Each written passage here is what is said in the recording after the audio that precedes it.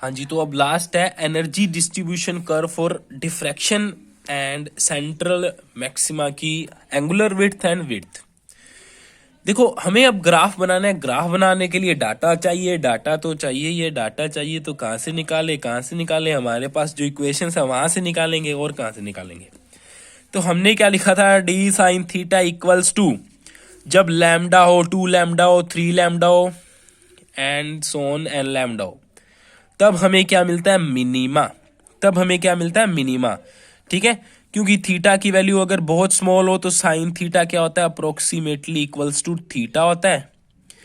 तो sine theta की जगह पे थीटा आ गया, और ये डी इधर डिवाइड में ले गया मैं, तो थीटा की वैल्यू क्या बन गई, theta equals to lambda by D, 2 lambda by T, 3 lambda by D and so on. ये मिनिमा की कंडीशंस मेरे पास आ गई कि जब जब थीटा की value lambda by D, 2 lambda by T, 3 lambda by D होगी, मुझे मिनिमा मिलेगा, मुझे डार्कनेस मिलेगी, अंधेरा मिलेगा वहां पे।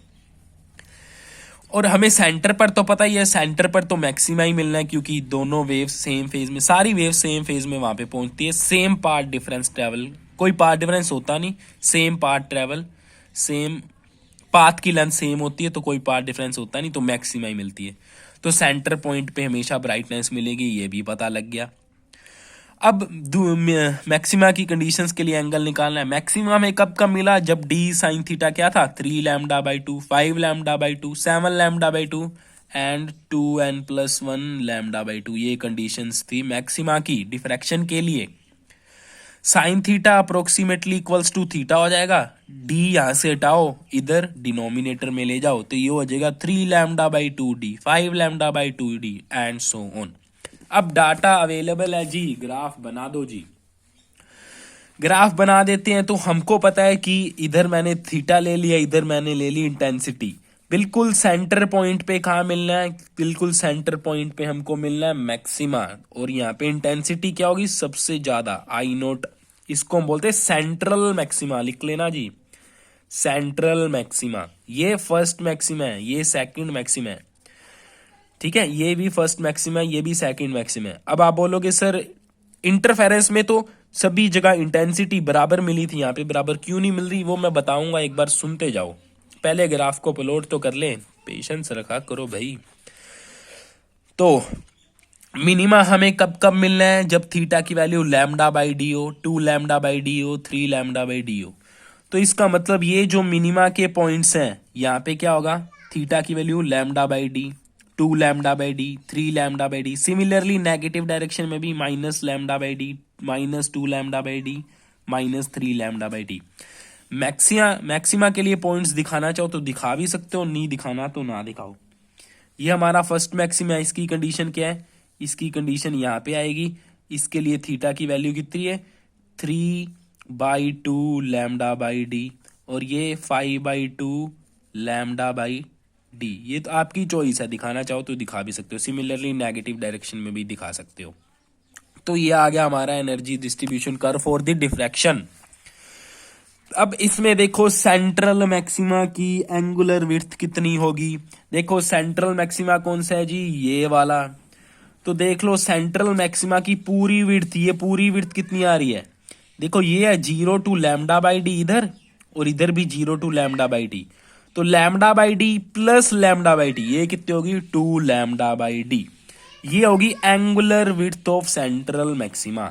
मतलब एंगल की टर्म्स में अगर हम बोले, जैसे कि सपोज, ठीक है, एंगल की टर्म्स में बोले तो मतलब ये थीटा एंगल था ना, इसको थीटा बोला था हमने, ठीक है।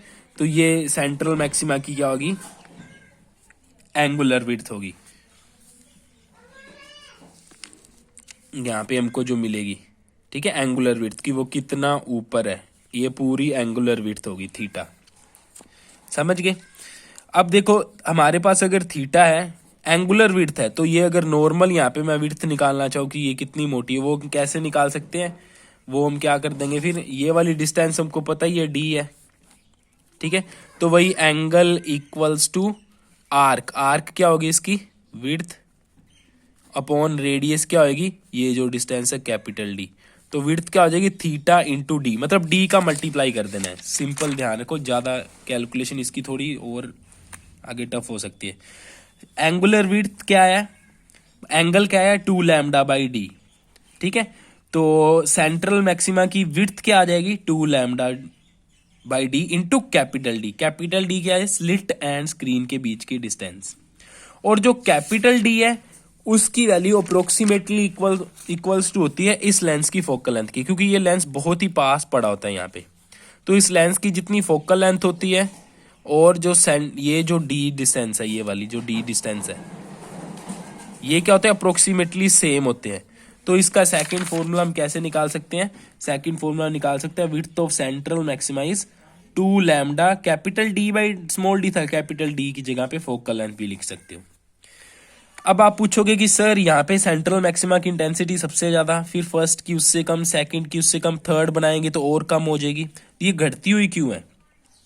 देखो घटती हुई इसलिए है क्योंकि जैसे जैसे हम, याद करो, जैसे जैसे हम second maxima, third maxima, fourth maxima ऐसे जाते थे, स्लिट्स उतनी ही छोटी होती जाती थी, ठीक है। जैसे पहला मैक्सिमा हमने निकाला था तो 3 स्लिट, एक स्लिट को 3 पार्ट्स में डिवाइड किया था, पहले 2 पार्ट तो एक दूसरे को कैंसिल कर देते थे, जो थर्ड पार्ट था वो मैक्सिमा बनाता था। सिमिलरली जब स्लिट्स को 5 पार्ट्स में डिवाइड करेंगे सेकंड मैक्सिमा के लिए, तब क्या करेंगे, पहले 2 पार्ट नेक्स्ट 2 पार्ट्स को तो कैंसिल कर देंगे, जो फिफ्थ पार्ट होगा वो ही क्या कर पाएगा, जो फिफ्थ पार्ट होगा वो ही क्या कर पाएगा, मैक्सिमा प्रोड्यूस कर पाएगा। जब फर्स्ट मैक्सिमा था तब हर पार्ट की विड्थ कितनी थी, डी बाई थी। जब सेकंड मैक्सिमा हमने बनाया तब हर पार्ट की डिस्टेंस विड्थ कितनी थी, सॉरी, डी बाई 5। तो ऑब्वियसली डी बाई 3 ज्यादा है, तो ये ज्यादा लाइट वेव्स निकालेगा तो ज्यादा इंटेंसिटी बनाएगा।